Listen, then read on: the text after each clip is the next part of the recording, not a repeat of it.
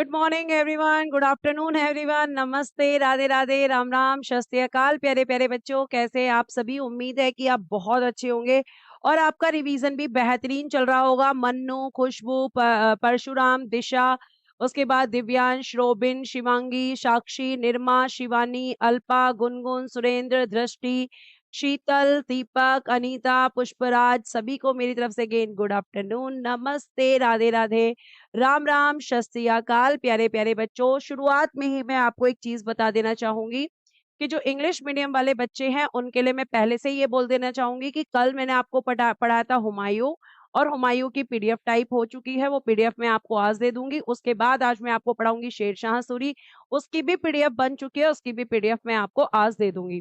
तो ये दोनों पीडीएफ जो है मैं इसी पीडीएफ के साथ मर्ज करके आपको दे दूंगी ताकि आप लोग आराम से अपने नोट्स बना सकें। इंग्लिश मीडियम वाले बच्चे समझ तो लेते हैं यहाँ पर, लेकिन आप ध्यान रखेंगे कि आपका जो इंग्लिश मीडियम का बच्चा है उसको पीडीएफ चाहिए, तो ठीक है। तो इंग्लिश की और हिंदी की जो पीडीएफ है वो आपकी टाइप हो चुकी हैं और दोनों ही आपको आज मैं देने वाली हूँ, ठीक है बच्चे। अब मैं यहाँ पे बात करती हूँ आपकी जो है आगे की तरफ, और लास्ट क्लास में मुझे कुछ अनाउंस करना है।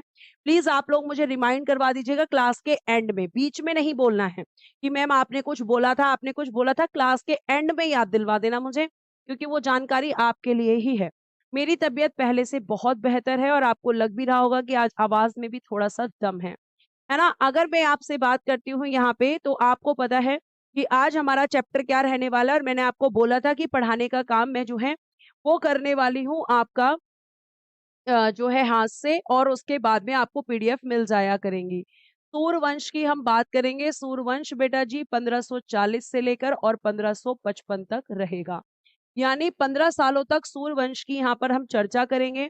और सूर्यवंश की जब मैं बात करती हूँ तो इसके संस्थापक, इसके फाउंडर की अगर हम बात करते हैं, तो संस्थापक या फाउंडर हुआ करता है बेटा जी शेर शाह सूरी, ठीक है, शेर शाह सूरी। अब ये कैसे आपका शेर शाह सूरी बना था, तो मैंने आपको कल बताया था कि जब आपका यहाँ पे मैंने आपको बताया था कि जब आपका जो क्या कहते हैं चौसा का युद्ध हुआ था, तो उसने हुमायूं को हराकर शेर शाह की उपाधि ली थी। अब ये कैसे शेर खां बनता है, कैसे शेर शाह बनता है, ये सब मैं आपको बता दूंगी, ठीक है। अब देखिए यहाँ पर अगर मैं आपसे बात करती हूँ तो संस्थापक कौन है, आप कहोगे कि मैम संस्थापक का नाम है शेर शाह सूरी। और प्यारे बच्चे, शेर शाह सूरी की अगर हम बात करते हैं कि जो शेर शाह सूरी है, अगर हमें इसके बारे में जानकारी चाहिए तो वो जानकारी हमें कहाँ से मिलती है? तो इसकी शेरशाह सूरी के बारे में जो जानकारी मिलती है बेटा जी, वो मिलती है तारीख ए शेरशाही से, ठीक है। किससे मिलती है जानकारी? तो आप कहोगे मैम जानकारी मिलती है तारीख ए शेरशाही। तारीख ए शेरशाही आपकी ऐसी पुस्तक है जिसमें शेरशाह के जीवन के बारे में, उसके जो नियम और कानून थे उनके बारे में ये चर्चा की गई है इस तारीख ए शेरशाही के अंदर। और यहाँ से हमें जानकारी मिलती है। इसके लेखक का नाम है अब्बास खां शरबानी। लेखक कौन है बेटा जी? इसका लेखक है अब्बास खां शरबानी। लेखक का, राइटर का नाम लिखिएगा अब्बास खां शरबानी। अब्बास खां शरबानी, ये इसके राइटर का नाम है। उसके बाद बेटा जी हम बात करते हैं कि जो शेर शाह सूरी जिसके बारे में हम पढ़ रहे हैं, जो कि सूर्य वंश का संस्थापक है, अगर हम बात करते हैं इसके जन्म के बारे में, तो बेटा इसके जन्म को लेकर बड़ा मतभेद है। जैसे ज्यादातर मान्य डेट जो मानी जाती है वो 1472 मानी जाती है, लेकिन क्योंकि इसके जन्म स्थान को और जन्म की तारीख को लेकर अलग अलग इतिहासकारों ने अलग अलग बातें कर दी हैं। तो मैं आपको पहले ही बता दूं कि जब आप शेर शाह सूरी के जन्म के बारे में पढ़ोगे तो कहीं आपको लिखेगा कि पंजाब में इसका जन्म हुआ है, कहीं आपको लिखा मिलेगा हरियाणा में इसका जन्म हुआ है। तो इतिहासकारों में जिस तरीके से जगह को लेकर मतभेद मतभेद है, उसी तरीके से आपका ईयर्स को लेकर भी मतभेद है, ठीक है। तो यहाँ पे 1472 आप मान सकते हो। अब देखिएगा यहाँ पर जन्म कब हुआ है इसका, 1472 में हुआ है। और प्यारे बच्चे अगर मैं एक जगह लिखवाऊं तो बेजवाड़ा होशियारपुर पंजाब कहा जाता है, बेजवाड़ा। लेकिन मैं आपको पहले ही बता दे रही हूँ कि कहीं कहीं जगह आपको हरियाणा भी लिखा हुआ मिलेगा, होशियारपुर पंजाब। मैं आपको साथ के साथ वो चीजें बताती चलती हूँ जो कि जिनमें इतिहासकारों में आपका मतभेद है, ठीक है। अब इसके पिता का नाम यहाँ पर देखो, पिता का नाम है हसन खां। पिता का नाम क्या है? हसन खां। अब यहाँ पे ध्यान से सुनिएगा, अब शेर शाह के दादाजी के बारे में भी थोड़ा सा मैं आपको बताऊंगी। शेर शाह के दादाजी का भी नाम लिख लेना। शेर शाह के दादाजी की जब हम बात करेंगे तो दादा का नाम था इब्राहिम सूर। इब्राहिम सूर। और इब्राहिम सूर कौन थे? तो ये एक अश्व व्यापारी थे, मतलब घोड़ों का व्यापार करते थे। अश्व व्यापारी इसके दादाजी थे, ठीक है। यानी आप कह सकते हो हॉर्स ट्रेड का काम था इनका, मतलब घोड़ों का व्यापार करना। और आपको मैं ये बता दूं कि जिस समय की ये मैं बात कर रही हूँ, इस समय मुगल वंश नहीं है, इस समय तक दिल्ली सल्तनत चल रहा है, ठीक है। जब इसके दादाजी जो घोड़े के व्यापारी थे वो किस समय थे तो आप कहोगे दिल्ली सल्तनत के समय पर। और प्यारे बच्चे, आपको मैं ये बता दूं कि इसके जो पिता का नाम मैंने आपको बताया हसन खां। हसन खां और शेर शाह के बीच में हमेशा से मनमुटाव रहता था। हमेशा कहाँ रहता था? तो आप कहोगे कि मनमुटाव रहता था। क्यों रहता था? क्योंकि एक तो देखो यहाँ पे शेर खां जो है, शेर खां की अगर मैं बात करती हूँ तो उसके पिता का नाम है हसन खां, और हसन खां की 4 शादियां हुई थी। और जो शेर खां है, जिसका मैं अभी आपको वास्तविक नाम बताऊंगी, फरीद। फरीद, इसका एक बार लिख लो। दादाजी मैंने आपको बताया, पिता का नाम आपको मैंने बताया। अब अगर हम इसके बारे में बात करते हैं तो इसके बचपन का नाम अगर आपसे पूछा जाए तो आप क्या लिखोगे? आप लिखोगे बचपन का नाम है फरीद। बचपन का नाम क्या है इसका? फरीद। और ये जो फरीद है ये शेर खां का सबसे बड़ा बेटा है और सबसे पहली पत्नी से पैदा हुआ है फरीद। और ये शुरू से ही बड़ा महत्वाकांक्षी था। अब यहाँ पे आपको पता है कि भैया ज्यादातर क्या होता है कि राजा शादियां तो कई सारी कर लेते हैं लेकिन प्यार किसी एक रानी से करते हैं। अब शेर खां का भी कुछ ऐसा, सॉरी, शेर खां के पिता का भी, हसन खां का भी कुछ ऐसा ही शेर है। बेटा आ रहे हैं सूर्यकांत, आराम से पढ़ लो, सारी बातें पता चल जाएंगी कि हसन खान कहाँ के जो जागीरदार थे, किसने जागीर दी थी, ठीक है। शेर खां का जीवन सब बताऊंगी, लेकिन पहले आप आराम से पढ़ लो। बीच में कमेंट अब नहीं लूंगी मैं, आपका लेके गलती कर दी। तो फरीद इसका नाम है, और फरीद जो है वो शेर खां का जो मतलब फरीद या शेर खां जो है, इसका पिता जो है हसन खां। तो हसन खां ने 4 शादियां की थी और सबसे पहली पत्नी से सबसे बड़ा बेटा था फरीद। अब क्योंकि ये सबसे बड़ा था तो इसको ये लगता था कि पिता की जो भी संपत्ति है वो सब मुझे मिल जाए, मतलब मैं यहाँ पे शासक बन जाऊं। तो इसकी जो छोटी माँ है, जो सबसे छोटी, जिससे एक बेटा पैदा होता है, सुलेमान। तो सुलेमान की जो माँ है उससे बहुत प्यार करता था हसन खां।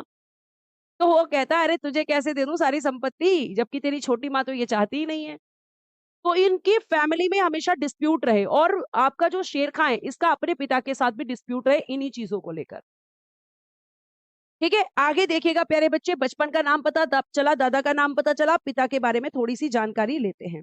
प्यारे बच्चे, अगर मैं बात करूं तो जो इसके पिता हैं, पिता ऐसे लिखना, शेर खां के पिता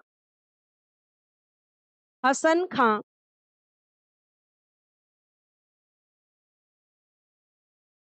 शेर खां के पिता हसन खां जमाल के यहाँ, जमाल खां के यहाँ, जमाल खां के यहाँ नौकरी करते थे, ठीक है। मतलब जमाल खां को अपनी सेवाएं देते थे। अब यहाँ पे जो जमाल खां है, ठीक है, इसके बारे में याद रखना क्योंकि यही डिस्प्यूट्स को सॉल्व करेगा। तो जमाल खां के यहाँ पे क्या कर रहे हैं? ये नौकरी कर रहे हैं। अब जमाल खां जो है वो सिकंदर लोदी के समय पर था। जमाल खां को सिकंदर लोदी ने, आपको पता है ना लोदी वंश का शासक था, मैं बता रही हूँ दिल्ली सल्तनत का समय चल रहा है। सिकंदर लोदी ने जौनपुर, ठीक है, जौनपुर भेजा। लोदी ने जौनपुर भेजा, जौनपुर भेजा। हसन खां भी, हसन खां भी जलाल खां के साथ जौनपुर आ गया, क्योंकि भाई इसी के साथ, उसी के यहाँ पे तो काम करता था। जौनपुर आ गया, और यहाँ पे जब ये जौनपुर आया, इसने अपना काम बड़ी ईमानदारी से किया हमेशा, इसके पिता ने, हसन खान ने। तो ये भी आपका कहाँ पे आ गया, जौनपुर आ गया। अब जमाल खान ने क्या किया, जमाल खान ने हसन खां को सासाराम की जागीर दी, सासाराम की जागीर दी। ठीक है, ये यहाँ पर पूरी कहानी थी। तो सासाराम की जागीर इसको किससे मिली, जलाल खां से। और जलाल खां किसके समय पर काम करता था, सिकंदर लोदी। और सिकंदर लोदी ने जब इसको जौनपुर भेजा तो ये हसन खां भी इसके साथ आया, और इसने क्या किया, इस हसन खां को सासाराम की जागीर दे दी। और प्यारे बच्चे, अगर मैं बात करती हूँ तो हसन खां कौन है, इसका मतलब हम कह सकते हैं कि सासाराम का सासाराम की जागीर इसके पास है, जो एक बच्चे ने भी क्वेश्चन पूछा था मेरे। तो कहां से आई ये जागीर, तो आप कहोगे कि मैम ये जागीर बेटा सिकंदर लोदी के दरबार में कार्य करने वाला एक व्यक्ति है, जलाल खां। और जलाल खां को सेवाएं, सॉरी जमाल खां, और जमाल खां को सेवाएं देता है हसन खां। और ये इतने अच्छे से काम करता है जमाल खां के लिए कि जमाल खां इसको सासाराम की जागीर दे देता है कि भाई यहाँ की जागीरदारी तुम्हारे हिस्से में है। तो इस तरीके से इसके पास ये जागीर आई थी, और इसी जागीर को लेकर झगड़ा होता था शेर खां और उसके पिता के बीच में। और इन दोनों के बीच जो समझौता करवाएगा वो कौन करवाएगा, तो मैं आपको बता दूं, वो भी यहाँ पे जमाल खां करवाएगा, क्योंकि जमाल खां ने ही तो जागीर दी है इसको। तो शेर खां क्या करता है, अब यहाँ पे पिता से उसके मतभेद हैं, मैंने आपको बताया कि किस तरीके से यहाँ पर मिल गई। अब आपको मैं बता दूं यहाँ पे कि इसी बीच में जब यहाँ पे जागीर थी और जागीर के लिए बार बार झगड़ा हो रहा था, तो क्या हुआ कि कुछ समय के लिए, या कुछ समय हम कह सकते हैं कि आपसे मैं कह सकती हूँ लगभग 1494 के कारण, 1494 में पिता से मन मुटाव के कारण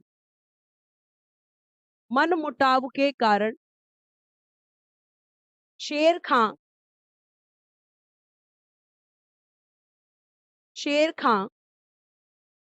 जौनपुर आ गया,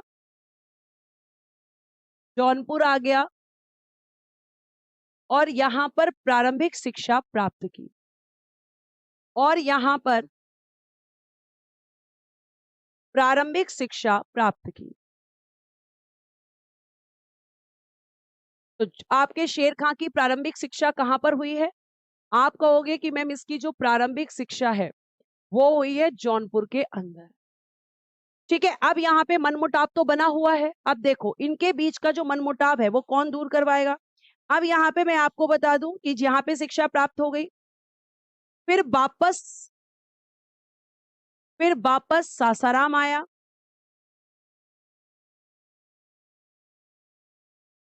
फिर वापस सासाराम आया। ठीक है, शिक्षा प्राप्त करके फिर से वापस आ गया।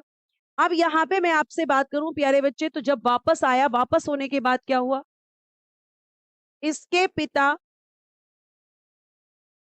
और इसके बीच जमाल खां ने समझौता करवाया, जमाल खां ने समझौता करवाया कि भैया आपस में लड़ो मत, दोनों इधर आओ, तुम्हारी बातचीत करवाते हैं, समझौता करवाया। अब यहाँ पे सासाराम की जागीर किसने दी है, मैम इसी जमाल खां ने तो दी है। अब जमाल खां कह रहे हैं कि भाई तुम्हारा सबसे बड़ा बेटा है, उसका हक बनता है। ठीक है बेटा, जमाल खां, गलती से मैंने जलाल खां बोल दिया था,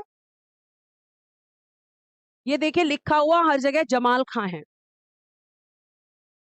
कहीं पर भी जलाल खां नहीं लिखा है, गलती से एक बार मैंने जलाल खां बोल दिया। नाम इसका जमाल खां है। सासाराम बिहार में है बेटा जी, सासाराम आपका बिहार में है। बच्चा कह रहा है सासाराम कहां पर है, बिहार में। ठीक है, यहीं पे इसका मकबरा है। तो जमाल खां के बीच में क्या करवाया, समझौता करवाया कि भैया दोनों आपस में पैचअप कर लो। और यहाँ पे फिर क्या हुआ, समझौता हो गया, और शेर खां को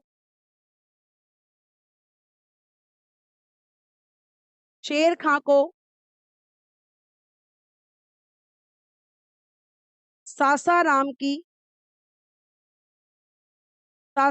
की जागीर का प्रबंधक नियुक्त किया गया। इसके पिता ने कहा कि चलो तुम यहाँ के मैनेजर हो आज से, प्रबंधक नियुक्त किया गया। तो जैसे तैसे इनके बीच में यहाँ पे डिस्प्यूट खत्म हुए, लेकिन डिस्प्यूट और ज्यादा कब बढ़ेंगे, जब पिता की मृत्यु होगी। तो यहाँ पे मैं आपको बता दूं कि जमाल खां जो है, बेटा जमाल खां ही तो लिखा हुआ है, जलाल खां कहाँ लिखा हुआ है बताओ। यहाँ जमाल खां लिखा है, यहाँ भी जमाल खां लिखा है, यहाँ अच्छा यहाँ पे जमाल खां, अच्छा okay, I am really very sorry. Jamal Khan, I am really very sorry बच्चों, I am really very sorry. Jamal Khan के साथ जौनपुर आ गया। ठीक है, उसके बाद मैंने आपको बताया कि पिता से इसके झगड़े होते रहते थे, और पिता की अगर हम बात करें तो पिता के झगड़े होने से फिर ये जौनपुर आया, जौनपुर में आके इसने एजुकेशन ली, फिर वापस सासाराम चला गया। ठीक है, और सासाराम से फिर ये वापस जब सासाराम आया तो इसके पिता के और इसके बीच जो भी झगड़े थे वो जमाल खान ने दूर करवा दिए कि भाई बाप बेटे हो क्यों लड़ रहे हो। तो इसके पिता ने क्या कर दिया, इसको यहाँ पे सासाराम का प्रबंधक नियुक्त कर दिया, लेकिन इसके पिता की मृत्यु हो गई।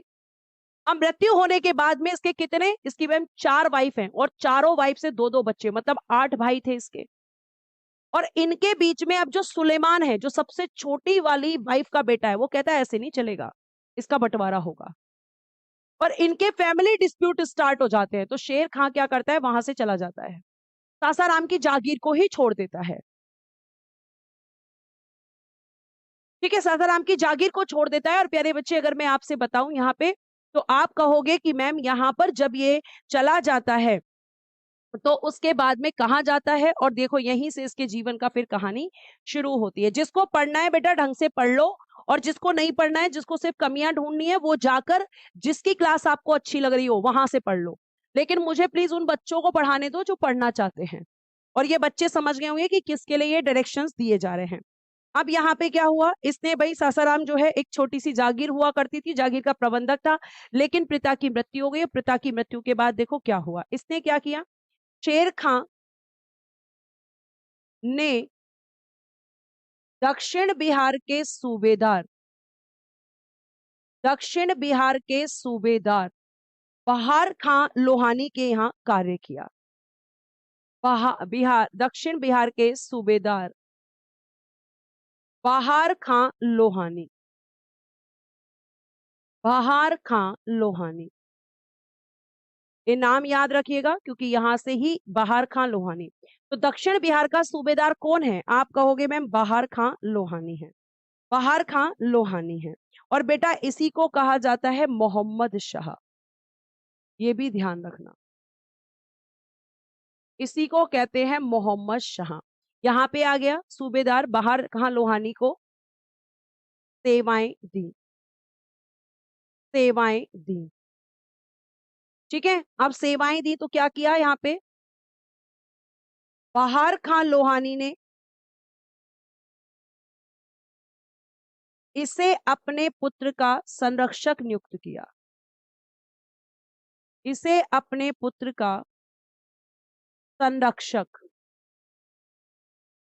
संरक्षक समझते हो, जो मतलब उसकी जिम्मेदारी उठा सके। तो आप कहोगे कि यहाँ पे इसका पुत्र कौन है, पुत्र का संरक्षक नियुक्त किया। तो अब हमें मैम ये बता दो कि जो बाहर कहाँ लोहानी है, इसके पुत्र का नाम क्या है, क्योंकि इसी का तो संरक्षक है ये, इसी का तो यहाँ पर संरक्षक बनकर काम कर रहा है ये। तो इसका अगर मैं बात करती हूँ,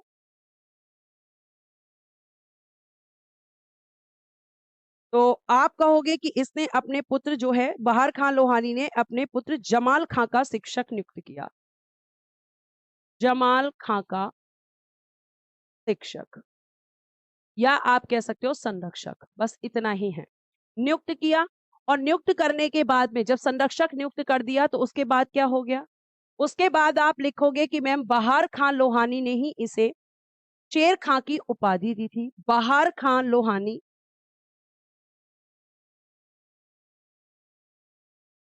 बहार खां लोहानी ने इसे शेर खां की उपाधि दी, शेर खां की उपाधि दी। क्यों दी थी मैम, क्या मतलब था, तो ये फरीद से शेर खां कैसे बना, आपको समझ में आया। तो फरीद से शेर खां ये बना था मैम जब बिहार के सूबेदार बहार खां लोहानी के यहाँ पर काम कर रहा था। और बाहर खां लोहानी ने इसे क्यों कहा शेर खां? क्योंकि एक बार जब ये उसके साथ शिकार पर गया तो इसने एक ही तलवार के वार से शेर को खत्म कर दिया था। तो बाहर खां लोहानी ने इसे शेर खां कहना शुरू कर दिया। तो यहां से फरीद कौन बन गया? शेर खां बन गया। और शेर शाह कब बनेगा? जब चौसा का युद्ध जीतेगा।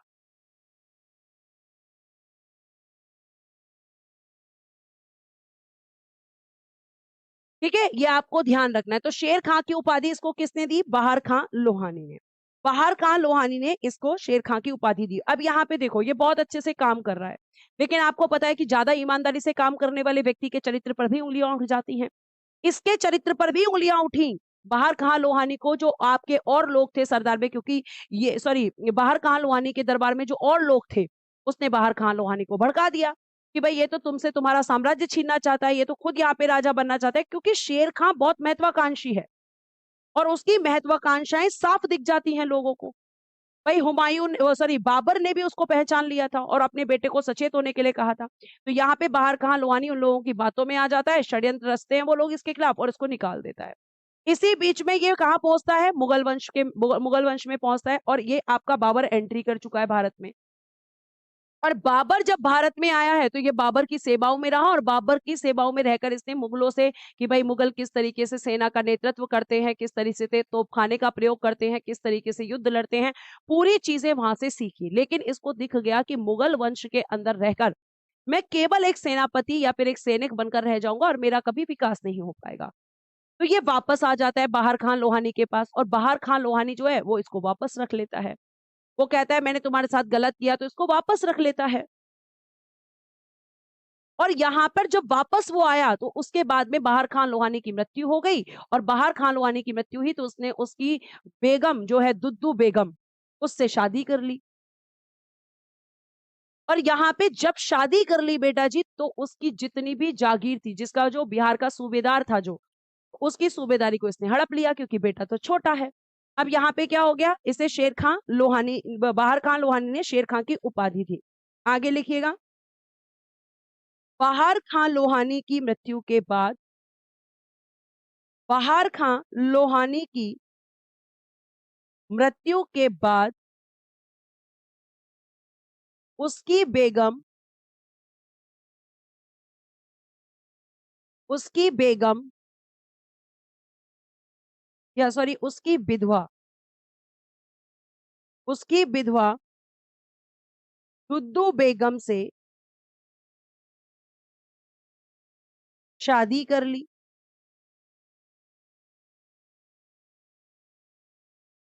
ठीक है, दुद्दू बेगम से शादी कर ली। ठीक है, इसने शादी कर ली और प्यारे बच्चे यहां पर शादी कर ली। उसके बाद क्या कर लिया? दक्षिण बिहार का शासन हथिया लिया।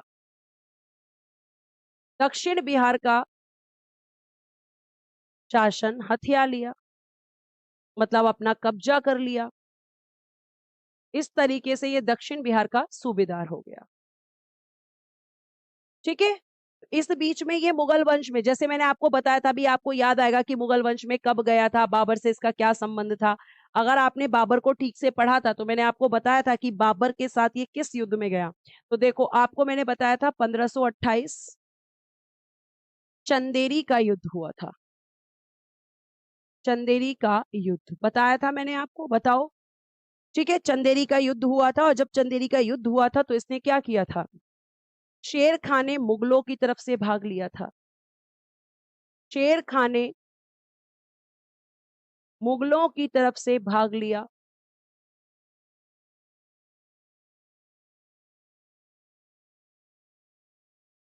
तो चंदेरी की युद्ध में ये आया था। मैंने चंदेरी का युद्ध पूरा डिटेल में पीछे लिखवाया हुआ है तो इसको ज्यादा डिटेल नहीं करेंगे। उसके बाद में 1529 में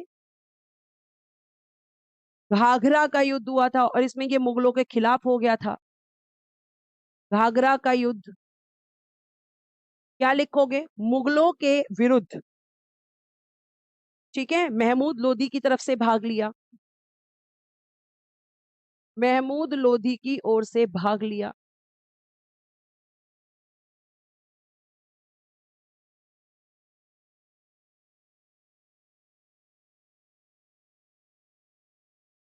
और आपको बता दूं, जब चंदेरी का युद्ध ये लड़ रहा था, चंदेरी का युद्ध बाबर के साथ में, तो इसने कहा था कि अगर मेरा बस चले और मुझे एक मौका मिल जाए तो मैं मुगलों को भारत के बाहर खदेड़ दूंगा।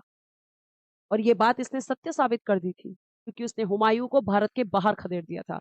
मैं अगेन रिपीट करती हूं कि जब चंदेरी का युद्ध हुआ और इसने बाबर की तरफ से इसमें भाग लिया, मुगलों की तरफ से इसमें भाग लिया, तो इसने क्या बोला? इसने बोला कि अगर मेरा बस चले, अगर भाग्य मेरी सहायता करे, तो मैं सरलता से एक दिन मुगलों को भारत के बाहर खदेड़ दूंगा। ये स्टेटमेंट लिख लो कि इसने कहा था कि अगर भाग्य मेरा साथ दे तो मुगलों को मैं भारत के बाहर खदेड़ दूंगा। ये किस युद्ध के दौरान? चंदेरी के युद्ध के दौरान इसने कहा। ठीक है। उसके बाद प्यारे बच्चे 1529 में घाघरा का युद्ध हुआ, मुगलों के खिलाफ इसने महमूद लोदी का साथ दिया। उसके बाद में देखो इसने क्या किया, 1529 में ही शेर शाह ने, ओहो, शेर शाह ने बंगाल के शासक नुसरत शाह को पराजित किया। बंगाल के शासक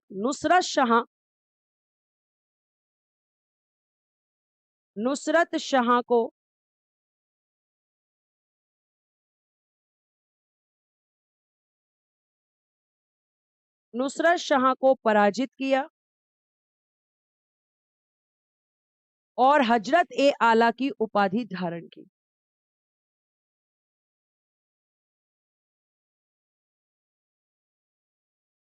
और हजरत ए आला की उपाधि धारण की। उपाधि धारण की। ठीक है, आगे चलते हैं।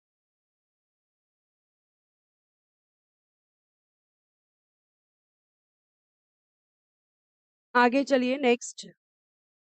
ये सब इसका बढ़ता जा रहा है। अब उसके बाद में आपको पता है 1530 चुनार का किला जीता और किससे? लाड़ मलिका से विवाह किया था। लाड़ मलिका किसकी बीवी थी? जल्दी से बताओ। लाड़ मलिका से विवाह। बताइए, लाड़ मलिका किसकी वाइफ थी? मतलब चुनार के किले का शासक कौन था? उसके बाद प्यारे बच्चे अगर हम आगे बात करते हैं, तो ये अब आगे बढ़ता जा रहा है। फिर इसने क्या किया? 1532 में दोहरिया के युद्ध में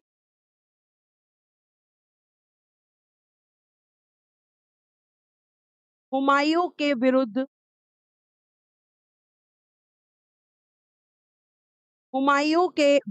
महमूद लोदी की सहायता की थी। इन सबको मैं डिटेल में पहले पढ़ा चुकी हूं।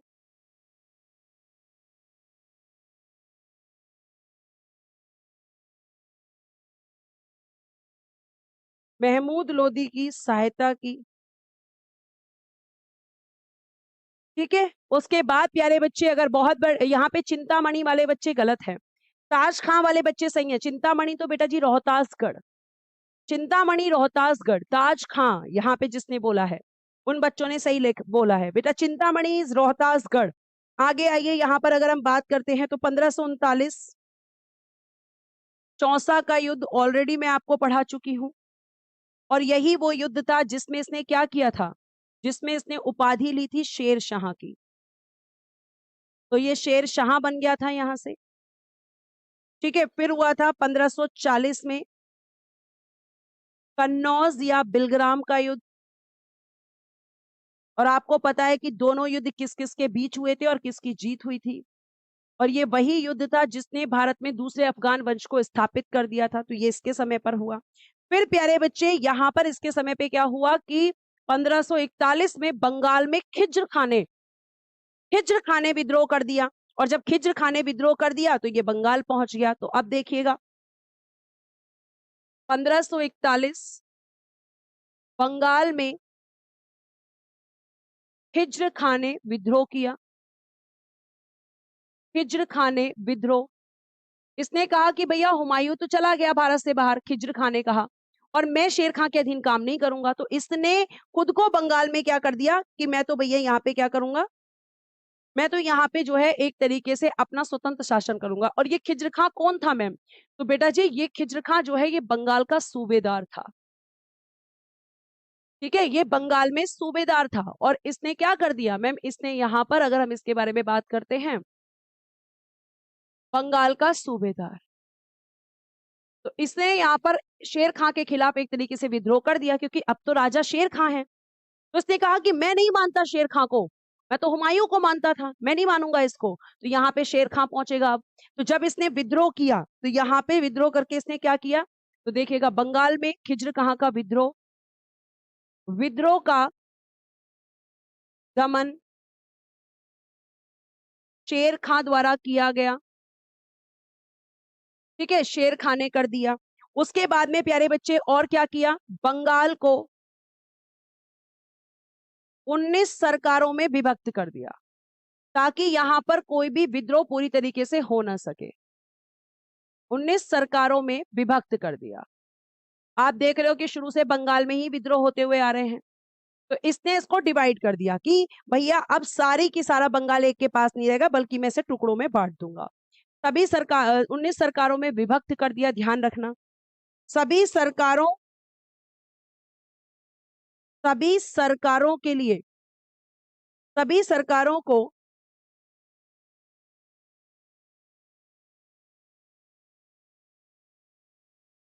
सभी सरकारों को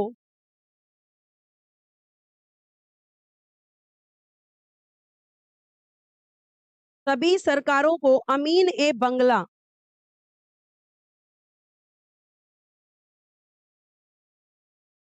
अमीन ए बंगला नामक अधिकारी को सौंप दिया। मतलब अलग अलग यहाँ पर इसने क्या बना दिए, एक अधिकारी बना दिया यहाँ पे अलग अलग सरकारों का, जिसे कहते हैं अमीन ए बंगला, कि भैया ये संभालेंगे। इसने हर जगह पर क्या बनाया, अमीन ए बंगला नामक अधिकारी को सौंप दिया कि भैया यहाँ पर रहो। और जो आपका एक व्यक्ति है जिसका नाम है काजी फाजिलात, प्रथम अमीन ए बंगला बना, प्रथम अमीन ए बंगला बना। तो इसने कहा कि अब करो विद्रोह, अब कर ही नहीं पाओगे क्योंकि किसी एक के पास है ही नहीं, मैंने तो इसको बांट दिया है। तो इसने यहाँ पे 19 जो है जगह में इसको डिवाइड कर दिया, और डिवाइड करने के बाद में सब जगह एक अधिकारी नियुक्त कर दिया कि अब कोई भी विद्रोह नहीं हो पाएगा। कोई छोटा करेगा तो दूसरा अपने आप दबा देगा। तो ये आपको मैंने बताया कि शेर खां एक अच्छा शासक था। ठीक है, और जो इसने अपने जीवन में सोचा, देखो इसने कहा कि मैं मुगलों को भारत के बाहर खदेड़ दूंगा अगर भाग्य ने मेरा साथ दिया। तो भाग्य ने इसका साथ दिया और मुगलों को इसने भारत के बाहर खदेड़ दिया। अब प्यारे बच्चे यहाँ पर क्या था, 1542 लिखिए। मालवा तथा ग्वालियर, मालवा तथा ग्वालियर के शासक, मालवा तथा ग्वालियर के शासक मल्लू खां, मल्लू खां, या इसको लिखिएगा ब्रैकेट में कादिर खां, को पराजित किया। यानी ये वाला भी हिस्सा जीत लिया। और कहा जाता है कि जो यहाँ पर आपका मल्लू खां है, इसने खुद ही इसकी अधीनता को स्वीकार कर लिया। ठीक है, अपनी हार को स्वीकार कर लिया और इसकी अधीनता को स्वीकार कर लिया। अब आता है बेटा जी 1543, रायसीन। रायसीन, और रायसीन के शासक कौन है, रायसीन पूरनमल, रायसीन के, ओहो, रायसीन के शासक पूरनमल को पराजित किया।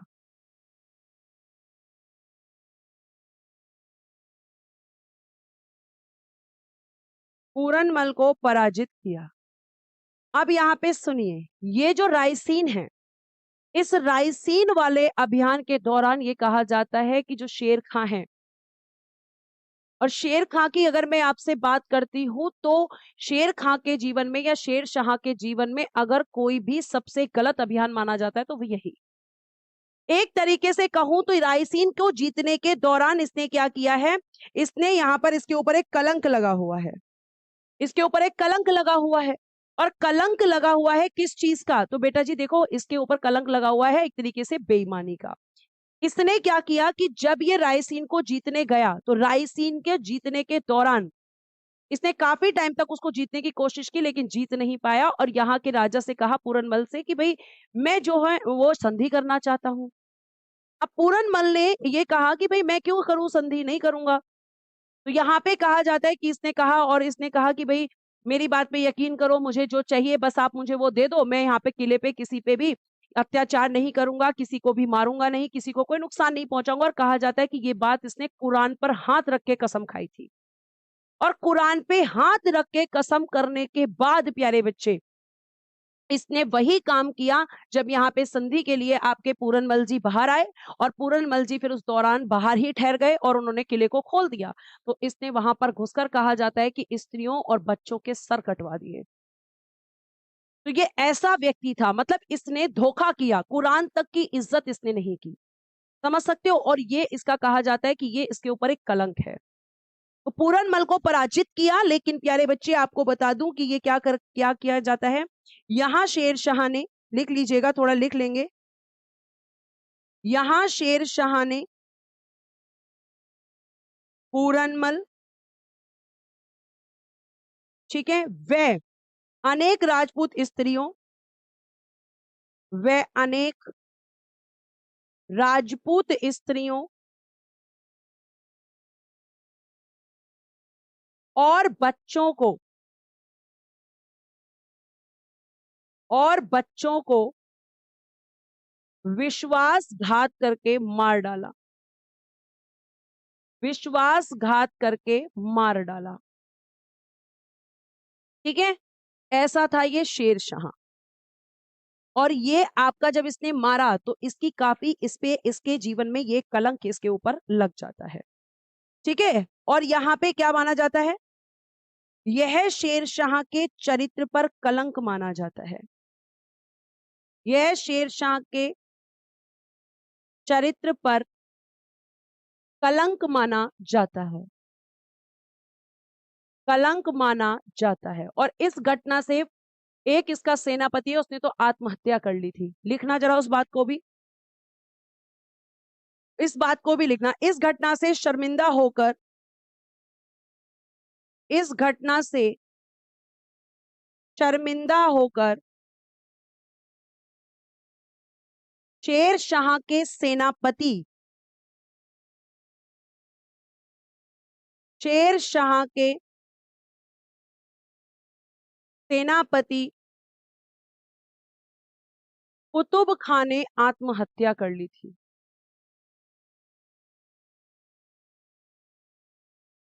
आत्महत्या मतलब सुसाइड, आत्महत्या कर ली थी, सुसाइड कर लिया था। ये इतना बड़ा कलंक इसके ऊपर लगा था। जी हाँ, कुरान की झूठी कसम इसने खाई थी इस दौरान, कहा जाता है। फिर प्यारे बच्चे आगे आ जाते हैं और हम बात करते हैं 1545। और 1545 में आपका किसका, मारवाड़ के मालदेव के विरुद्ध,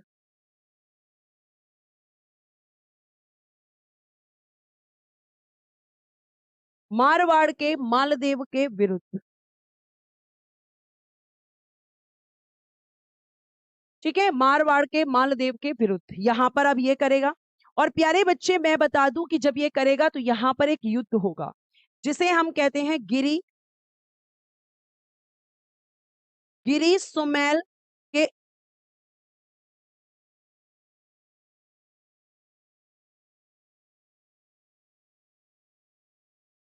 गिरी सुमेल का युद्ध। और इस युद्ध को बेटा जी एक और नाम दिया जाता है जैतारण पाली, जैतारण पाली।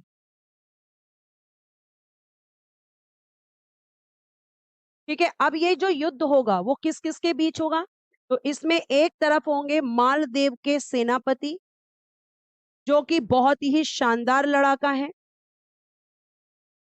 सेनापति जिनका नाम आप लिखेंगे जयता व कुंपा, ये रहेंगे। और एक तरफ रहेंगे आपका, दूसरी तरफ कौन रहेगा? शेर शाह। और शेर शाह का साथ कौन देगा? शेरशाह का साथ देने वाले यहां पर दो व्यक्ति हैं। एक तो बीकानेर के कल्याणमल, लिखिएगा बीकानेर के कल्याणमल। अभी बताऊंगी क्यों साथ दिया था। ठीक है, एक तो इन्होंने साथ दिया जो कि बीकानेर के ही आपके कल्याणमल है, और एक है आपके मेड़ता के वीरमदेव, रेवता के वीरमदेव। इन दोनों ने साथ क्यों दिया था मैम? तो ये जो आपके मालदेव जी हैं, मालदेव जी ने प्यारे बच्चे आपको बता दूं अजमेर, बीकानेर, नागौर और जालोर पर अधिकार किया था। मालदेव का अधिकार किस किस पर था? तो मैम एक तो बीकानेर, एक अजमेर, एक नागौर।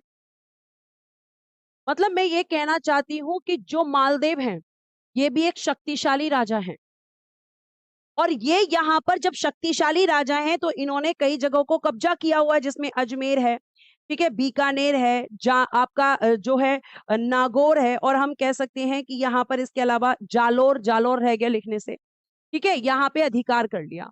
अब यहाँ पे बीकानेर पे जब इन्होंने अधिकार किया तो राजा कौन है? कल्याणमल। और रेवता क्या है मैम? रेवता किसको कहते हैं? तो बेटा जी अजमेर को कहा जाता है रेवता। तो रेवता के राजा कौन था? वीरमदेव। तो जब इन्होंने इनसे छीन लिया तो इन्होंने किसका साथ दिया यहाँ पर? शेरशाह सूरी का। और मैं बता दूं कि यहाँ पर भी शेरशाह सूरी ने जो है एक तरीके से कूटनीति का प्रयोग करके इस युद्ध को जीता। कूटनीति का प्रयोग करके युद्ध जीता। अभी बताती हूं कैसे प्रयोग करके युद्ध जीता। इसने क्या किया बेटा जी? इसको दिख गया, इसने जयंता और कुंपा के बारे में, जो जयता और कुंपा इनके बारे में सुना था कि ये बहुत ही शानदार लड़ाका है, जिसमें से कुंपा चाचा है और जयता भतीजा है, और इनके बारे में बहुत अच्छे से इसने सुना हुआ था। अब यहाँ पे शेरशाह ने क्या किया कि मालदेव को अपने जो है इसने भड़का दिया। इसने क्या किया? जयता के नाम से, कुंपा के नाम से लेटर लिखवा दिए कि जब हम यहाँ पे लड़ रहे होंगे इनकी तरफ से तो हम आपका साथ दे देंगे। इस तरीके के अफवाहें, इस तरह के रूमर्स इसने फैला दिए। अब कहा जाता है कि मालदेव ने सेना को जो है मालदेव ने अपनी तरफ कर लिया, और बहुत ही कम सेना के साथ ये जयता और कुंपा शेरशाह के साथ लड़े। यानी आपका इन्होंने कहा कि अब तो हमारी इज्जत का सवाल है, और हम पे ऊपर से आरोप लग चुके हैं, गद्दारी के आरोप लग चुके हैं। तो कहा जाता है कि इस तरीके से ये लोग लड़े इतनी कम सेना के साथ भी, कि यहाँ पर जो अगर मैं आपसे बात करूं कि इन्होंने एक बार शेरशाह को, मतलब बीच युद्ध में ऐसा लगा कि शेरशाह हार जाएगा, और जब उसको ऐसा लगा तो वो भाग गया था, और वो तब तक युद्ध भूमि में वापस नहीं आया जब तक कि यहाँ पर शेरशाह ने ये नहीं सुन लिया कि जयता और कुंपा जो है वो हार चुके हैं। तो कूटनीति का प्रयोग किया ना, मालदेव को इसने झूठे झूठे लेटर भिजवा दिए कि इस तरीके की हमारे साथ बातें चल रही हैं, ये चल रही हैं। तो कूटनीति से इसने जीता था। कूटनीति दिखाई यहाँ पे एक तरीके से धूर्तता भी कहते हैं इसको, कि जब तुम में ताकत नहीं है तो तुम लड़ने क्यों निकले हो। लेकिन ये हमेशा यही करता था। आप देखोगे कि चिंतामणि के साथ इसने गलत किया। ये सारी चीजें यहाँ पे आप देख रहे हो कि ये इसने की हैं, तो सब क्या है? गलत ही है एक तरीके से। अब यहाँ पे आपको बता दूं तो शेर खान ने, देखो यहाँ पे इसी युद्ध में शेर खान ने एक स्टेटमेंट दिया है जो बहुत इंपॉर्टेंट है। शेर खान ने कहा, या शेर शाह ने कहा, तो क्या कहा स्टेटमेंट में नीचे लिख रही हूं। मैं मुट्ठी भर, मैं मुट्ठी भर बाजरे के लिए, मैं मुट्ठी भर बाजरे के लिए हिंदुस्तान का साम्राज्य लगभग खो चुका था।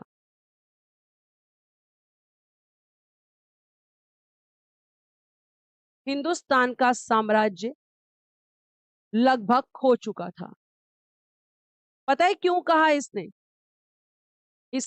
इसने इसलिए कहा क्योंकि यहाँ पे जो कुंपा और जैता हैं, इन्होंने बहुत बहादुरी से लड़ा और मैंने कहा कि इसको एक बार ये लगा कि मैं हार जाऊंगा। हाँ बेटा, जैता भतीजा है और कुंफा चाचा है। ठीक है, तो ये यहाँ पे पूरी इसने स्टेटमेंट दिया था और ये बेटा बहुत ज्यादा इंपॉर्टेंट स्टेटमेंट है। यहाँ से बात आपको समझ में आई, जैता और कुंफा की कहानी, चाचा और भतीजे की कहानी। अब हम आते हैं इसका लास्ट, जिसमें अब इसकी मृत्यु होगी, जो कि है बेटा जी कालिंजर अभियान। तो एक हेडिंग आप यहाँ पे देंगे, कालिंजर अभियान, और ये इसका अंतिम विजय अभियान है। कालिंजर अभियान 1535, सॉरी 45। शासक राजा कीरत सिंह, इनके खिलाफ ये कालिंजर अभियान कर रहा है। राजा कीरत सिंह जी हैं, और यहां पर इसने जब ये अभियान किया तो भैया ये काफी बड़ा था कालिंजर का किला।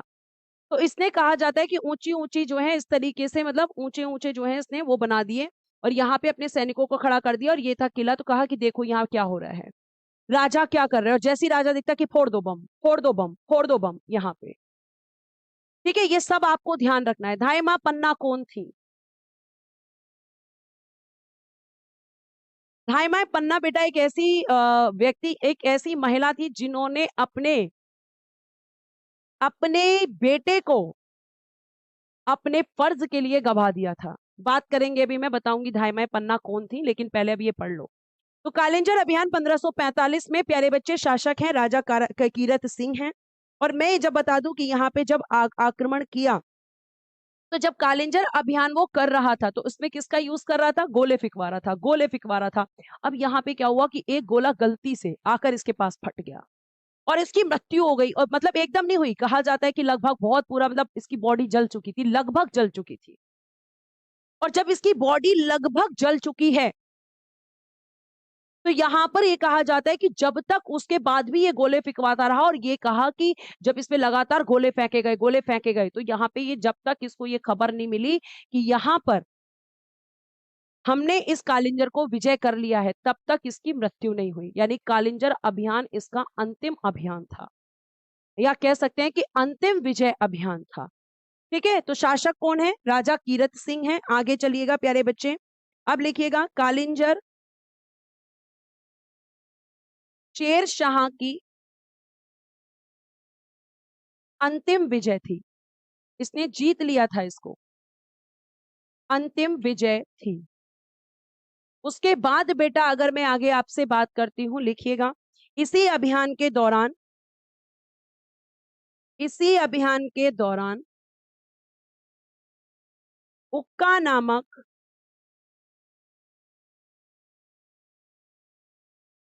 तोप फटने से,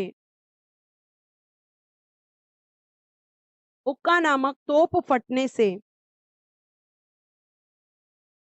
आग लग जाने से मृत्यु हो गई।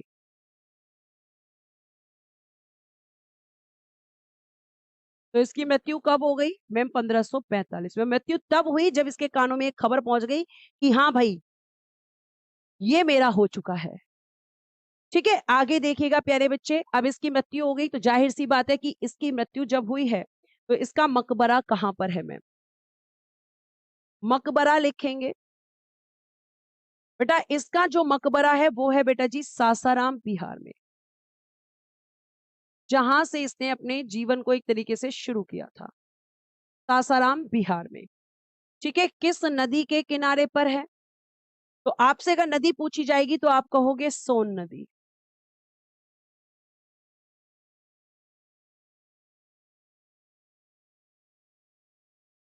सासाराम बिहार। नदी कौन सी है? सोन नदी। और बेटा अगर मैं बात करती हूँ, ये मकबरा आपका अष्टकोणीय बना हुआ है, और कहा जाता है कि ये जो इसका मकबरा है, ये जो इसका टॉम्ब है, ये बाहर से पूरा मुगल स्थापत्य कला का है, लेकिन अगर हम बात करें यहाँ पर, तो आप कह सकते हो कि ये बाहर से तो मुगल स्थापत्य कला में बना हुआ है, लेकिन आपका अंदर से हिंदू स्थापत्य कला में बना हुआ है। तो दोनों का मिक्सचर इसमें पाया जाता है। मकबरा बिहार सासाराम बिहार में है, सोन नदी के किनारे अष्टकोणीय आकार में ये बना हुआ है। अब हम बात करते हैं कि शेर शाह ने कितना भू राजस्व लिया था, मतलब इसके भू राजस्व की बात करते हैं। शेर शाह के भू राजस्व तो कहता है कि उपज के आधार पर 1/3 कितना लिया इसने? आप कहोगे कि मैम उपज के आधार पर 1/3 इसने लिया था। भू राजस्व की जब हम बात करते हैं, और इसने क्या किया था कि 1/3 यहाँ पर निर्धारित किया था, भू राजस्व निर्धारित किया था। और ये जो भू राजस्व निर्धारित किया था, इसको क्या कहते हैं? इसको जप्ती प्रणाली कहते हैं, इसको जप्ती प्रणाली। और एक और चीज ध्यान रखना कि इसका जो राजस्व मंत्री है, यानी रेवेन्यू मिनिस्टर, उसका नाम है टोडरमल। और यही टोडरमल अकबर के समय पर भी काम करेगा। तो इसने भू राजस्व कितना लिया? आप कहोगे कि मैम उपज का 1/3, लेकिन ध्यान रखना एक जगह थी मुल्तान, और मुल्तान का इसके समय पर 1/4 था, बाकी सब जगह का 1/3 था। जैसे मैं कह सकती हूँ उसको क्या कहते हैं भूमि कर को? मैम खिराज।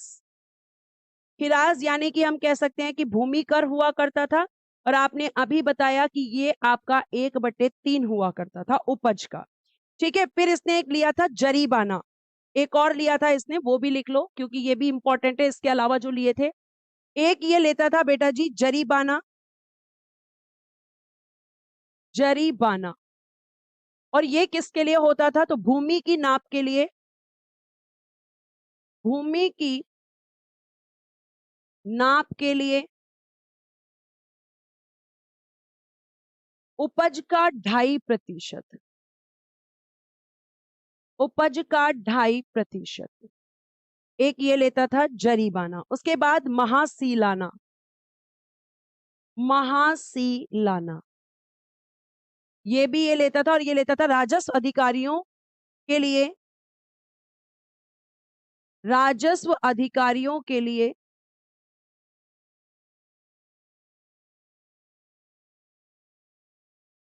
उपज का 5%,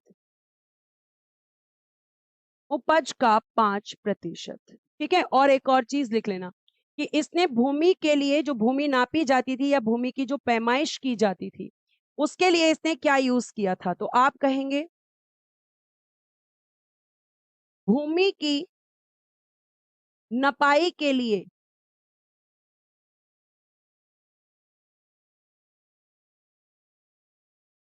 गजे सिकंदरी की, गजे सिकंदरी का प्रयोग। बताओ गजे सिकंदरी किसने चलाया था? गजे सिकंदरी का प्रयोग। ठीक है, उसके बाद बेटा जी नेक्स्ट आ जाते हैं। इसने और क्या किया मैम? इसके अलावा प्यारे बच्चे, इसने पट्टा प्रथा चलाई थी। पट्टा प्रथा, जिसे कबूलियत प्रथा भी कहते हैं। इसका क्या मतलब होता है मैम? इसका मतलब होता था कि बेटा ऐसे लोग जिनके पास जमीनें नहीं होती थी, तो उनको, जिनके पास जमीनें थी लेकिन यहाँ पे काम नहीं हो पाता था, ठीक है, तो काम नहीं हो पाता था मतलब उनके पास जमीनें नहीं थी, और जमीनें नहीं थी तो उन लोगों के पास, जिनके पास जमीनें नहीं थी, उनको कहा जाता कि भाई तुम हमारा खेत करो, इस पे आप जो है क्या करो, आप इस पे यहाँ पर जो है एक तरीके से आप खेती करो, और उस खेती में से कहा जाता है कि या तो पैसा दे दो या फिर अनाज दे दो। जैसे आप देखोगे कि आज भी पट्टा प्रथा चलती है, और पट्टा प्रथा क्या होती है कि भाई जिन लोगों के पास जमीनें नहीं है, जैसे मान लो हम हैं, हमारे पास जमीनें हैं लेकिन हमारे पास खेती करने का समय नहीं है, तो हम ऐसे लोगों को अपनी जमीनें दे देंगे जिनके पास खेती करने के लिए जमीन नहीं है, और वो उसके बदले में या तो हमें पैसा देंगे या फिर अनाज देंगे। आपने सुना होगा, कई बार कई जगह इसको बटाई भी बोल देते हैं। तो इसे कबूलियत प्रथा भी कहा जाता है। तो ये इसके समय पर ही शुरू हुई थी प्यारे बच्चे। अब यहाँ पे हम बात करते हैं इसके समय के कुछ विभाग। जैसे दिल्ली सल्तनत में भी ये विभाग थे और इसके समय पर भी ये विभाग थे। जैसे अगर मैं कह सकती हूँ दीवान ए वजारत, ये वित्त विभाग था। दीवान ए वजारत, ये कौन सा था? वित्त विभाग, यानी फाइनेंस डिपार्टमेंट हुआ करता था।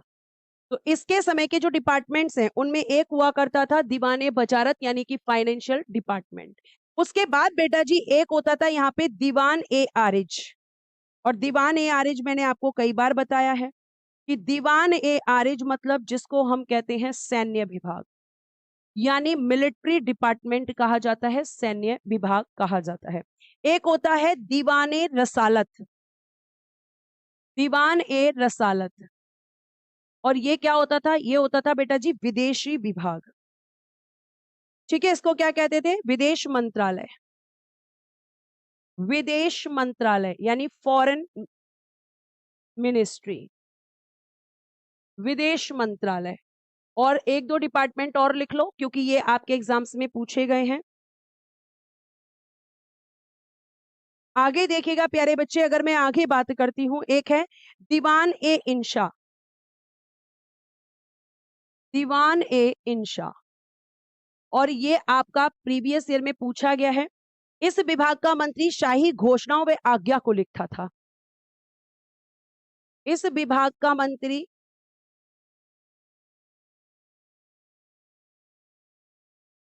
शाही घोषणाओं, शाही घोषणाओं एवं शाही घोषणाओं एवं आज्ञाओं को लिखता था।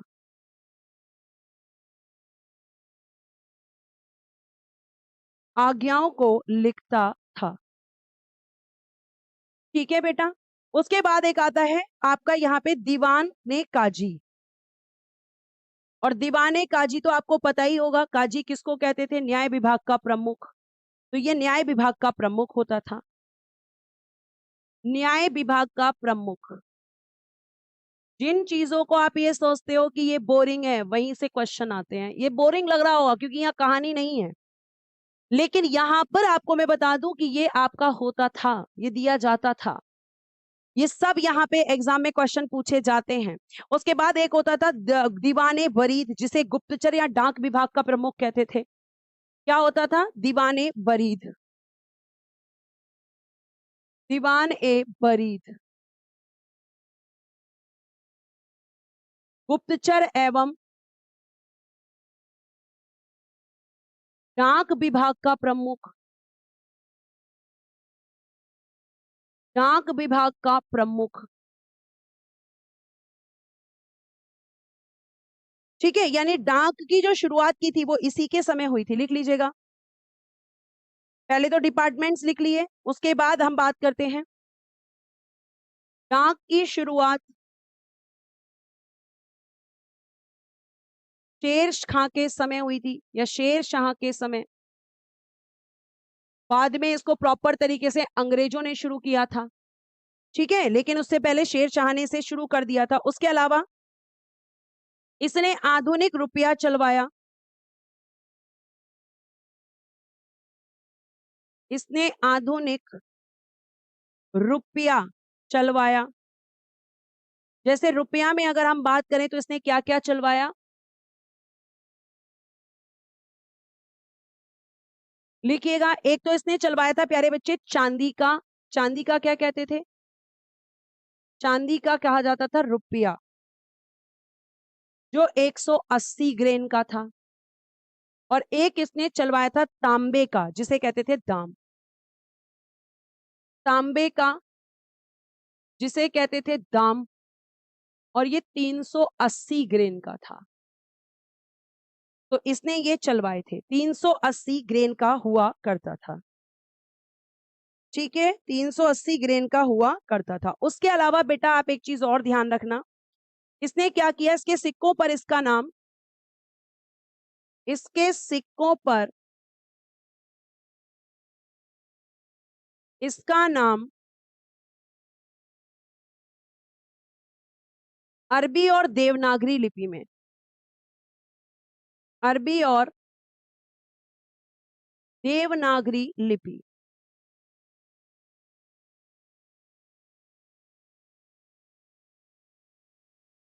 तो इनमें मेंशन रहता था, अरबी और देवनागरी लिपि में लिखा जाता था। ठीक है, उसके बाद इसने क्या किया था? सड़क ए आजम, जिसे जीटी रोड कहते हैं, ग्रैंड ट्रंक रोड, ये बनवाई। ठीक है, सड़क ए आजम इसने बनवाया। रोहतासगढ़ के किले को सुदृढ़ यानी कि मजबूत किया। सुदृढ़ यानी कि मजबूत।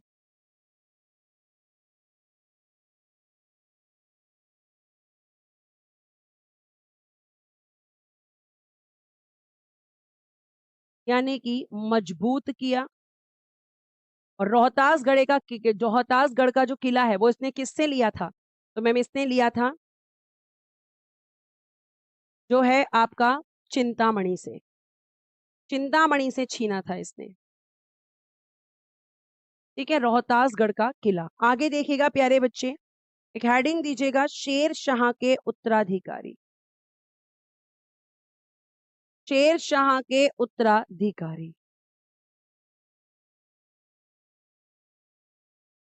तो बेटा इसके दो बेटे हैं, दोनों के बारे में मैं आपको बताऊंगी कि इसका उत्तराधिकारी जो है वो कौन था।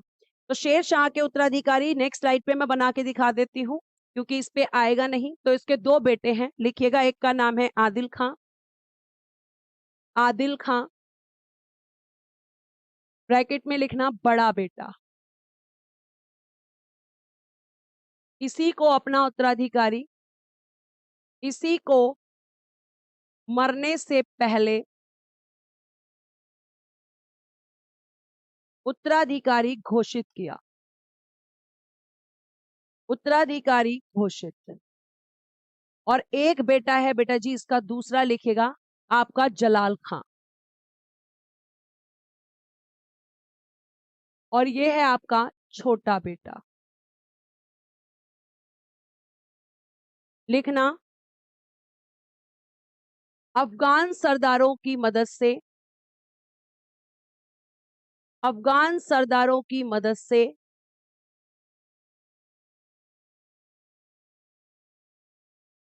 यह गद्दी पर बैठा। यह गद्दी पर बैठा। ठीक है, ये आपका गद्दी पर बैठा। तो बड़ा बेटा नहीं बैठ पाया, कौन बैठा? जलाल खां, इसका छोटा बेटा, क्योंकि अफगान सरदारों ने इसका साथ दिया। अब अगर हम बात करते हैं तो किस नाम से बैठा था ये बेटा जी? तो जो आपका जलाल खां है, ये इस्लाम शाह के नाम से गद्दी पर बैठा था। इस्लाम शाह इस नाम से गद्दी पर बैठा था। और 1545 से 1553 तक ये गद्दी पे रहेगा। 5 ठीक से बना लेना। 1545 से 1553 ये आपका गद्दी पर रहेगा, जलाल खां या इस्लाम शाह। इसके बारे में आप ध्यान रखिएगा, इस नाम से ये गद्दी पर बैठा। इसकी मृत्यु के बाद इसका पुत्र, जो कितने साल का है? 12 वर्ष का, 12 वर्षीय। और इस पुत्र का नाम क्या है? फिरोज शाह। फिरोज शाह। फिरोज शाह गद्दी पर बैठा। बेटा 1 मिनट का समय देना मुझे, बस 1 मिनट, शायद गेट पे कोई है। 1 मिनट।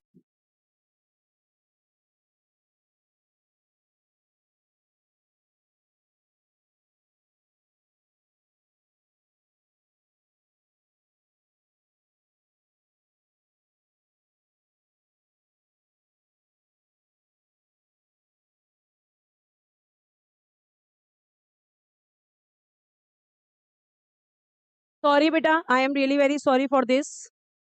तो फिरोज शाह इसका बेटा है, और जो कि 12 साल का है मात्र। फिरोज शाह गद्दी पर बैठा।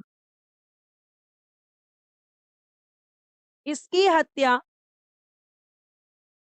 किसी के मामा ने किसी का मामा करवा देगा। इसकी हत्या मुबारिस खान ने करवा दी। इसकी हत्या इसके मामा मुबारिस खान ने करवा दी। मुबारिस खां ने करवा दी।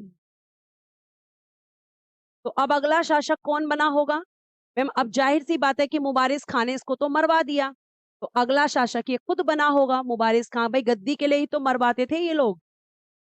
क्या हो जाता है इस बोर्ड को भी, है ना, गद्दी के लिए ही तो मरवाते थे ये लोग।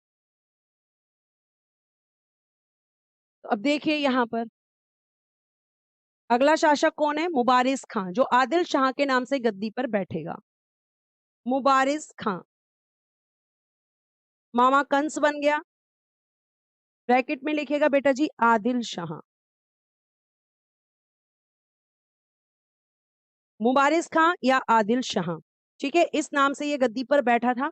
और इसने अपना जो वजीर है, वजीर इसने नियुक्त किया हेमू को। और हेमू की अगर मैं बात करती हूँ तो उसका पूरा नाम था हेमचंद्र विक्रमादित्य। और आदिल शाह के समय से ही अब सूर्यवंश जो है वो आपस में बट जाएगा, ठीक है, क्योंकि आदिल शाह कोई बहुत ज्यादा शक्तिशाली राजा तो है नहीं, ठीक है, ये बहुत ज्यादा शक्तिशाली तो है नहीं। तो अब यहाँ पे क्या होगा, आदिल शाह के समय से ही ये आपका जो है सूर्य साम्राज्य जो है बट गया था। अब देखिएगा, हाँ बेटा मामा भी इतने बुरे होते हैं, बिल्कुल होते हैं। बच्चा कह रहा है कि मर्डर केस नहीं होते थे, मर्डर केस होते तो फिर ये इतना कर क्यों पाते? ये खुद ही राजा बन जाते थे और राजा ही उस समय पर सजा देता था। अब देखो यहाँ पे क्या हुआ,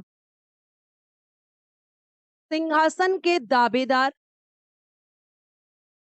सिंहासन के दावेदार, और इसका नाम मैं लिखने जा रही हूं, क्या नाम है इसका? इब्राहिम खां सूर ने, इब्राहिम खां सूर। ये भी आ गया कि मैं भी राजा बनूंगा। इब्राहिम खां सूर ने आक्रमण कर आगरा दिल्ली पर कब्जा कर लिया। मतलब किसको हटा दिया? आदिल शाह को। आगरा दिल्ली पर कब्जा। अब यहाँ पे ये बेटा जी बटेगा आदिल शाह के समय से। आदिल शाह को बोलता है कि भैया तुमने बहुत दिन कर लिया, मैं भी इस गद्दी का दावेदार हूं। तो ये कहां पे? तो आप कहोगे कि मैम सिंहासन का दावेदार यहाँ पे इब्राहिम खां सूर, इब्राहिम खां सूर या फिर इसे इब्राहिम शाह कहा जाता है। तो इसने यहाँ पर कब्जा कर लिया। अब इसने कब्जा कर लिया तो आदिल शाह ने क्या किया? आदिल शाह के बंटवारे में, मतलब आदिल शाह के उसमें क्या आया मैम? तो आदिल शाह जो है प्यारे बच्चे ये कहां पर पहुंच गया? ये आपका आगरा से बिहार में जाकर बैठ गया। आगरा से बिहार यानी कि पूरब की तरफ चला गया, इसके हाथ में ये आ गया, ठीक है। आगरा से कहां चला गया? बिहार। मतलब कह सकते हैं कि चुनार को अपनी राजधानी बनाया। यहां लिख लेना ब्रैकेट में, चुनार को अपनी राजधानी बनाया और यहीं पे संतुष्ट करना पड़ा। यहाँ पे देख रहे हो अब छोटे छोटे यहाँ पर बंटवारे हो रहे हैं कि चलो भैया हमें यहाँ पे ये नहीं मिल सकता तो हम आगरा से बिहार चले जाते हैं, दिल्ली छोड़ देते हैं। उसके बाद में प्यारे बच्चे यहां पर हुआ, उसके बाद देखिएगा इब्राहिम खां कुछ दिन शासन, कुछ दिन शासन किया इसने। और उसके बाद में यहाँ पे एक और दावेदार आ गया, पंजाब के सूबेदार अहमद खान ने, पंजाब के सूबेदार अहमद खान ने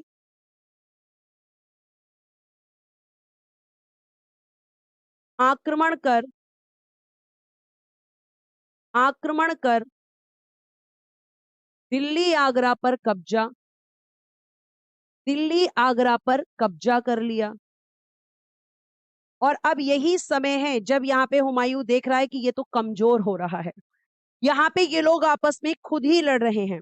तो आपका पंजाब का सूबेदार कौन था? तो मैम ये है आपका अहमद खां। और इसी को हम क्या कहते हैं? अहमद खां को, इसी को तो हम कहेंगे सिकंदर शाह सूर, सिकंदर शाह सूर कहेंगे मैम। और इसी के समय अब क्या करेगा हुमायूं? सरहिंद का युद्ध करेगा।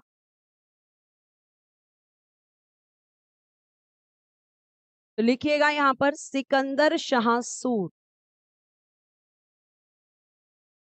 और ब्रैकेट में क्या लिखोगे? अहमद खां।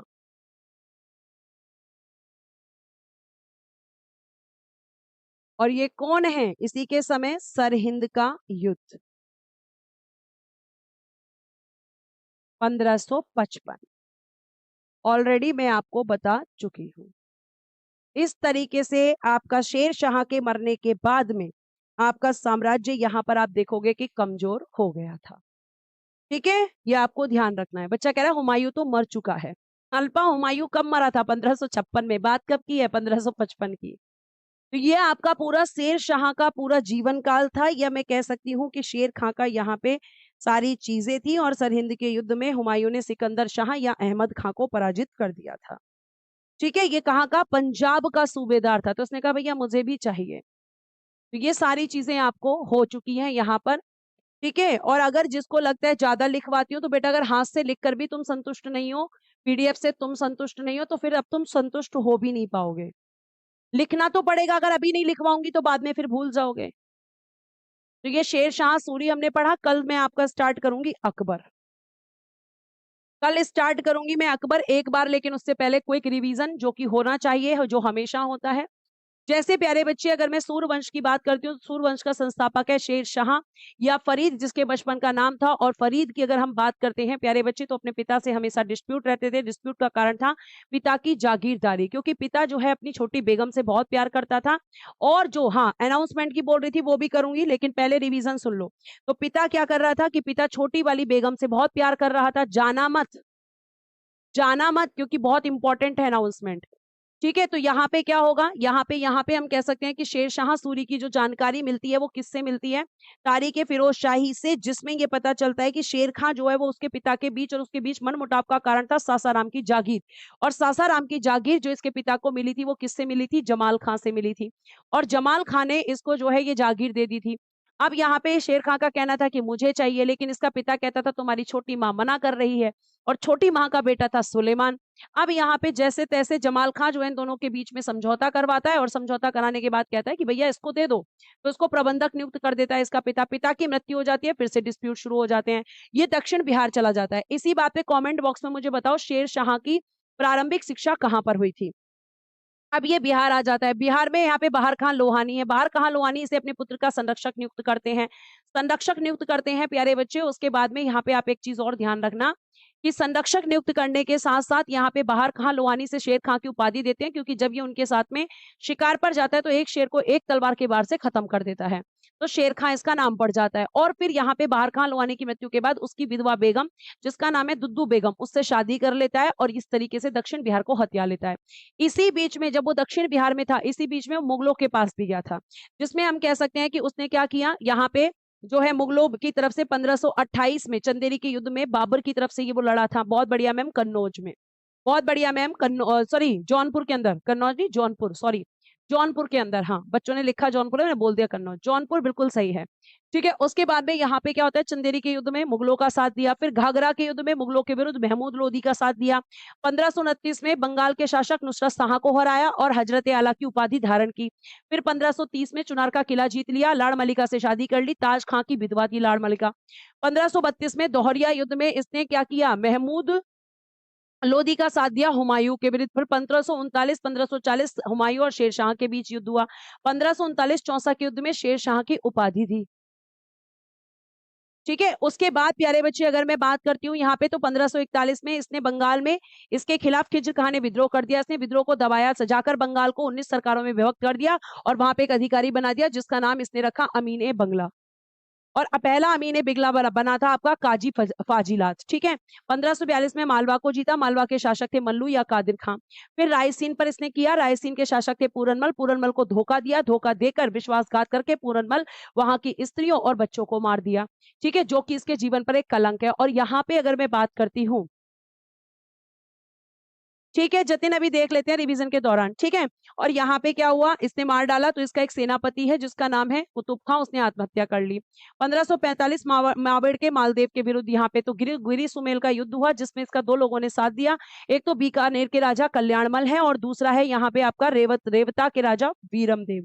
और रेवता किसको कहते थे इस समय, अजमेर को। तो यहाँ पे इन दोनों ने साथ दिया और इनकी तरफ से सेनापति थे जैता और कुंपा। इसमें शेर शाह की जीत होती है कूटनीति और धूर्तता के कारण। कालिंजर अभियान जो किसका अंतिम अभियान था, राजा कीरत सिंह के विरुद्ध किया था। और जब इसकी मृत्यु हुई तो इसी अभियान के दौरान गोला फटने से आग लग गई जिसके कारण इसकी मृत्यु हो गई। मकबरा सासाराम बिहार में, नदी है सोन नदी। अष्टकोणीय भू राजस्व इसने रखा उपज का 1/3। राजस्व मंत्री था टोडरमल। खिराज इसने रखा 1/3। जरीबाना भूमि की माप के लिए उपज का 2.5%। महासीलाना राजस्व अधिकारी के लिए उपज का 5%। भूमि के नपाई के लिए गजे सिकंदरी का प्रयोग किया। पट्टा प्रथा जिसे कबूलियत प्रथा भी कहते हैं वो आपका इसी के समय आई। दीवान ए बजारत वित्त विभाग है। दीवान ए आरिस सैन्य विभाग है। दीवान ए रसालत विदेश मंत्रालय। दीवान ए इंशा इस विभाग का मंत्री शाही घोषणा करता था। दीवान ए काजी प्यारे बच्चे न्याय विभाग का प्रमुख। दीवान ए वरीद हम कह सकते हैं गुप्तचर एवं डाक विभाग का प्रमुख। और डाक की शुरुआत शेरशाह के समय पर हुई थी। ठीक है, उसके बाद अगर हम बात करते हैं यहाँ पर तो इसने रुपया चलवाया। चांदी का रुपया 180 ग्रेन का, तांबे का जिसे दाम कहते थे 380 ग्रेन का। इसके सिक्कों पर इसका नाम अरबी और देवनागरी लिपि में लिखा रहता था। सड़क आजम इसने बनवाई। रोहतासगढ़ के किले को सुदृढ़ करवाया। शेर शाह के उत्तराधिकारियों में अगर हम बात करें तो इसके दो बेटे थे जिसमें एक का नाम आदिल खां, एक का नाम जलाल खां था। बड़ा बेटा जो है उसको इसने अपना उत्तराधिकारी बनाया लेकिन अफगान सरदारों ने इसके छोटे बेटे का साथ दिया जो कि इस्लाम शाह के नाम से गद्दी पर बैठा। 1545 से 1553 तक ये रहा। और मैं आपको ये भी बता दूं प्यारे बच्चे कि जिस समय तक ये रहा तब तक तो शासन मजबूत था लेकिन इसके बाद शासन कमजोर हो गया। फिर इसका बेटा बैठा इस्लाम शाह का, फिरोज शाह गद्दी पर। इसकी हत्या मुबारिस खान ने जो कि इसका मामा था। मुबारिस खान आदिल खां के नाम से गद्दी पर बैठा और अपना वजीर हेमू को नियुक्त किया। सिंहासन के दावेदार जिसका नाम है इब्राहिम खां सूर। ये हेमू याद रखना अकबर के समय आएगा, अकबर के समय आएगा।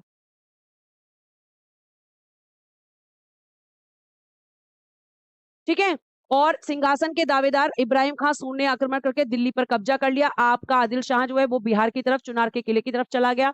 और फिर यहाँ पे इब्राहिम खान कुछ ही दिन यहाँ पे शासन कर पाया। फिर अहमद खान ने आक्रमण कर दिया जिसका नाम सिकंदर शाह सूर है। और सिकंदर शाह सूर के समय हुमायूं ने कब आपका जो है युद्ध किया, सरहिंद का युद्ध, जिसमें वो जीत गया। खत्म। बच्चा कह रहा है भैंस को पानी पिलाना है, जल्दी बताओ। बेटा जी कल आपकी क्लास नहीं होगी। मैम रीजन क्या है, क्योंकि कल मेरा वन शॉट है हिस्ट्री का, बिहार पुलिस के बच्चों के लिए। तो उस वन शॉट में मेरी 11 बजे क्लास शुरू हो जाएगी तो रात को कम से कम उसमें मुझे लगता है कि जो है 8 घंटे हो सकती है, 10 घंटे हो सकती है, पता नहीं कितने बजे तक वो क्लास चलेगी। तो कल आपकी क्लास नहीं होगी। कल मैराथन है मेरी, वन शॉट है जिसमें मैं पूरा थ्योरी हिस्ट्री में कराने वाली हूँ। Important important. दीवाने रसालत को सही से लिख दो। मैम क्या हो गया बेटा, दीवाने रसालत देख लो भैया पहले। दीवान ए रसालत, अच्छा रसातल कर दिया है। अरे भाई इतना तो कर लिया करो भाई, थोड़ा बहुत तो। कि पूरा मुझसे ही ठीक कर, नहीं मैम तो आपसे ही कराएंगे। दीवान ए रसालत,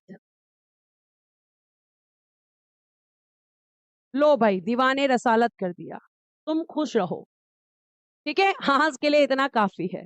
तो कल क्लास नहीं होगी बच्चे, और अगर कल क्लास नहीं होगी तो उसकी जगह या तो क्लास संडे को होगी या फिर सैटरडे को। ठीक है, तो आज हम इतना ही रखते हैं। बाकी की चीजें क्या उस वन शॉट को हम ले सकते हैं, मर्जी है आपकी बेटा, अगर आप लेना चाहें तो ले सकते हैं।